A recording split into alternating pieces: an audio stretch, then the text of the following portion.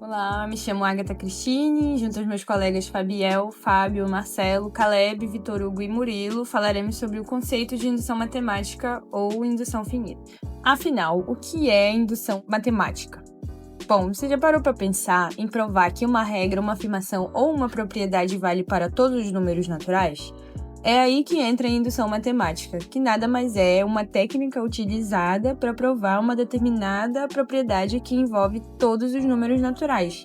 É uma ferramenta essencial para desvendar padrões e verdades que se estendem infinitamente. E para aplicar essa lógica da indução, precisamos de dois pilares fundamentais, duas etapas que se complementam e garantem a nossa prova, que é a base da indução e o passo indutivo. O primeiro pilar é a base da indução, onde começamos provando a base, que é o N0. Precisamos apenas provar que a fórmula é válida para um número N inicial qualquer. Aqui, o nosso objetivo é simples, provar que a afirmação que queremos demonstrar é válida para um valor inicial específico. Esse valor geralmente é o número 1 ou 0, ou qualquer outro número natural que sirva como ponto de partida para sua prova. É o nosso primeiro passo firme.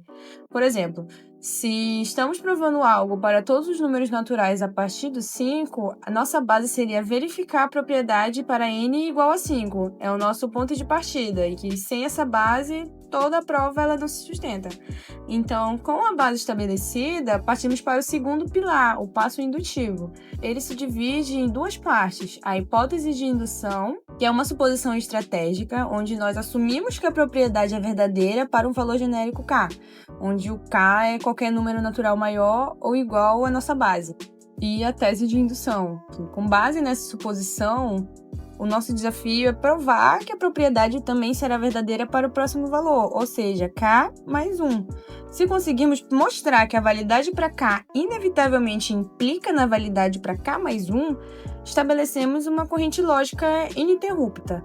Mas como assim? Imagine o efeito dominó. Se é válido para 1, é válido para 1 mais 1, ou seja, é válido para 2. Mas se é válido para 2, é válido para 2 mais 1, ou seja, é válido para 3. Mas se é válido para 3, é válido para 3 mais 1, e assim sucessivamente. Em resumo, se o teorema é válido para um número e o seu sucessor, então o efeito dominó está provado e o teorema é válido para todos os infinitos números naturais. E para entender completamente a indução matemática, é crucial conhecer a sua história. A ideia de provar algo passo a passo não é nova. Desde a antiguidade já se viam raciocínios que de alguma forma prenunciavam a indução matemática. No entanto, os grandes pensadores gregos, como Aristóteles, tinham uma relação cautelosa com o conceito de infinito. Para eles, o infinito era algo potencial, não algo real. Eles evitavam lidar formalmente com sequências infinitas de números. E mesmo com essa aversão ao infinito explícito, figuras como Euclides, em sua obra Elementos, ele já utilizava raciocínios que guardam semelhanças com a indução. Ele demonstrava uma propriedade para um caso e, a partir daí, mostrava que ela se estendia no caso seguinte, um vislumbre do que viria a ser o passo indutivo moderno. E após um período de pouco avanço formal na Idade Média, o verdadeiro ressurgimento do pensamento que levaria à indução moderna começou nos séculos 17 e 18, com o renascimento do pensamento combinatório. E matemáticos como Blaise Pascal e Pierre de Fermat estavam explorando problemas complexos de probabilidades e jogos de azar. E para resolver essas questões que envolviam contagens e combinações, eles precisavam de argumentos que avançassem passo a passo, construindo sobre resultados anteriores. E foi nesse contexto que Pascal se destacou. Ele não só formulou o triângulo de Pascal, mas também derivou muitas de suas propriedades usando uma forma intuitiva de indução. E a grande virada para a indução aconteceu no século XX. Foi nesse período que Augusto de Morgan e o italiano Giuseppe Peano formalizaram a indução matemática. Peano, ele em particular, ele incluiu a indução como um dos axiomas fundamentais para a construção de números naturais. Isso transformou a indução de uma técnica útil para um fundamento lógico inquestionável, não apenas um truque para provar verdades. Então, no século XX, a indução matemática se tornou absolutamente central às ciências da computação. Ela se mostrou ideal para provar a correção e eficiência de uma vasta gama de conceitos computacionais. E com a sua lógica passo a passo e a sua capacidade de lidar com estruturas infinitas ou repetitivas, a tornaram indispensável para os fundamentos da computação moderna. Olá, eu me chamo Caleb Pedrosa e sou aluno de BS 2025. Nessa parte do vídeo, eu vou apresentar para vocês um pouco mais sobre a aplicação da indução matemática, que apesar de parecer um conceito simples por definição, o processo de indução envolve umas certas transformações algébricas que podem complicar um pouco a nossa cabeça se não for demonstrado com bastante cuidado. Por esse motivo, eu vou mostrar o passo a passo dessa demonstração para provar o teorema do somatório da progressão aritmética, que foi abordado na sessão anterior. O teorema determina a seguinte fórmula para a soma consecutiva de n primeiros números naturais positivos não nulos. Esse teorema aqui. Então, nós podemos pegar essa fórmula e testar com uma base, para testar se esse teorema é válido para um número qualquer, nesse caso, n igual a 3. Aplicando e substituindo na fórmula, nós temos essas duas equações, e vamos igualar elas. 1 mais 2 mais 3, 6. 3 mais 1, 4. 3 vezes 4, 12. 12 sobre 2 igual a 6. Aqui, nós provamos que para n igual a 3, esse teorema é sim válido e verdadeiro. Mas como diz o professor Raimundo, vamos complicar um pouco mais as coisas. O valor n3 foi apenas um palpite, um exemplo, como eu falei para vocês. Poderíamos ter usado qualquer valor. O importante é mostrar que o teorema é válido para um valor. Um exemplo, a gente poderia ter usado qualquer valor, e essa é a nossa base. O importante era mostrar que o teorema é válido para um valor. Agora começamos com o passo indutivo, definindo a nossa hipótese. Começamos com a hipótese de que o teorema é válido para um valor k, deixando o nosso teorema nesse formatinho aqui. Se o teorema é válido para um determinado valor k, então ele também deve ser válido para o próximo valor, como nós já vimos anteriormente, que é a nossa tese. Então, adicionamos o próximo valor, que seria aqui k mais 1, o valor subsequente a k, deixando o nosso teorema desse lado assim, k e k mais 1. No lado direito, nós vamos substituir onde anteriormente era k, se torna k mais 1, deixando desse lado o nosso teorema assim. Dessa forma, estendemos a equação. Agora, tudo que a gente precisa fazer é resolver ela algebricamente, e ao final a gente verifica se ambos os lados são iguais. Observe que esse trecho em verde aqui, olha, esse pedacinho aqui, a gente já conhece, a gente já viu na nossa fórmula, ali atrás. É esse mesmo trecho. E aqui a gente afirmou que esse trecho é igual a esse. Ou seja, aqui a gente pode substituir esse pedaço por esse pedaço da equação, já que eles são iguais, como visto na outra fórmula. Substituindo, aqui a gente vai continuar resolvendo esse esquema dessa equação. Aqui a gente simplifica o lado direito e no lado esquerdo a gente coloca todo mundo sobre o mesmo denominador comum, no caso 2. Perceba que o k mais 1 ele se repete em ambas as parcelas, portanto podemos colocar ele em evidência aqui.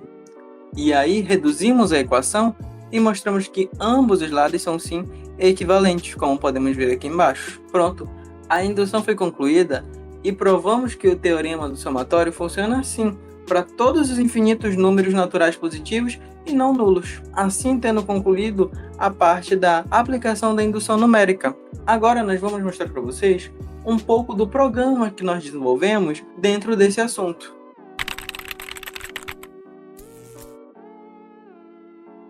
Olá pessoal, me chamo Fábio e agora vamos começar a aplicação das induções na computação. Primeiro, vamos falar sobre a arquitetura do nosso código. Nosso sistema é composto por um único arquivo Python. Ele encapsula a lógica, o servidor web e a interface front-end.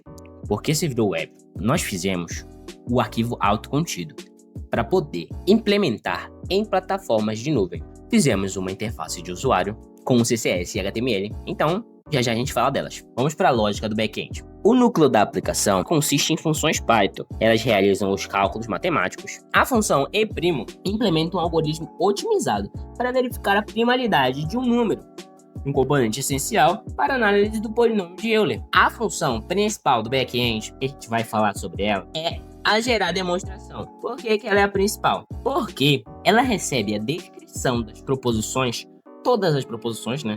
A soma dos números inteiros, a soma dos primeiros números ímpares, a desigualdade, o polinômio de Euler, todas que a gente colocou, ela recebe, tá? Ela recebe essa descrição delas, ó. Tá vendo? Isso aqui é a descrição dos n primeiros números inteiros, certo? Aí, ela também recebe o valor de n e retorna uma sequência de passos em HTML, detalhando o cálculo do lado esquerdo e direito de uma equação ou desigualdade e a sua conclusão lógica. Essa abordagem, né, que a gente fez em módulos, ela permite com que a gente consiga colocar novas proposições muito facilmente. Como exemplo disso, se a gente quisesse dar um enter, pronto, a gente continuaria fazendo N proposições aqui e não teria problema nenhum, tá? Agora que a gente terminou de falar sobre o back, vamos falar sobre o servidor web e roteamento. O Microframework Flask, que foi o que a gente importou lá no início, ele é utilizado para gerenciar as requisições HTTP. Nós criamos uma única rota barra, tá? Uma única rota barra para aceitar requisições GET. Elas fazem o quê? Elas mostram, elas exibem a página inicial. E o post, que ele processa os dados que são submetidos pelo formulário.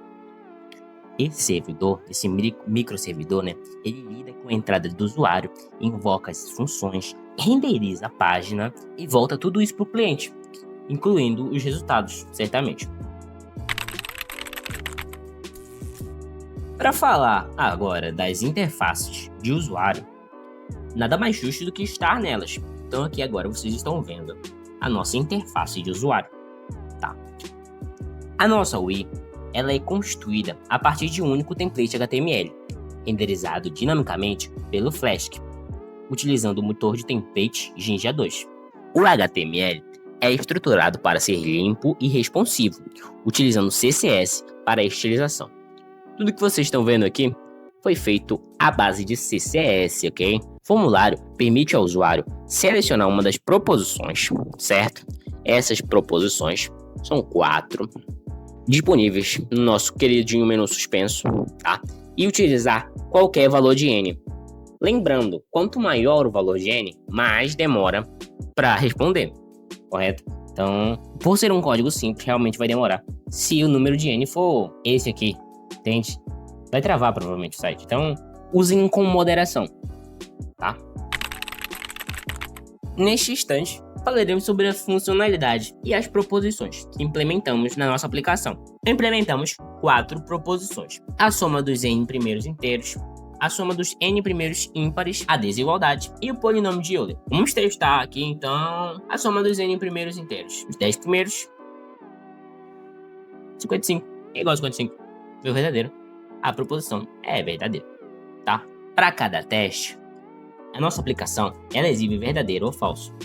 Vamos verificar um valor falso, certo? 41 no polinômio de Euler. O que ele nos retorna? Um falso, tá? A nossa aplicação, ela exibe uma conclusão clara, se é verdadeiro ou é falso. Agora, vamos fazer a implementação. Estamos aqui na tela do dashboard do Render, certo? Vamos em New, Web Service. Aqui selecionaremos um repositório Git. Aqui a gente vai selecionar novo indução. O que a gente vai precisar? O que a gente vai precisar que tenha dentro desse novo indução? O arquivo chamado app.py e o requerimentos. O que são os requerimentos? Ele é um arquivo de texto. Ele lista toda a dependência do projeto. No nosso caso, é o Flask e o Gcore, o comando de inicialização. Esse app.py, ele é o nosso código, tá? Certinho o nosso código. É aquele mesmo código que eu mostrei pra vocês no início. Ele precisa de um comando de inicialização. Para a plataforma ela iniciar, ela precisa, né, usar um servidor WSGI como Gcore, que foi o que a gente fez, que a gente utilizou, certo? O comando, ele é esse aqui, Gcore app, app, onde app, o primeiro app, seria para Python, né, app, aquele arquivo Python, esse arquivo Python, app.py, e o segundo seria o Flask, certo? Aqui nós clicaríamos em Free e só faríamos o deploy. Mas não vamos fazer isso, pois temos ele pronto. É o nosso testador de proposições matemáticas.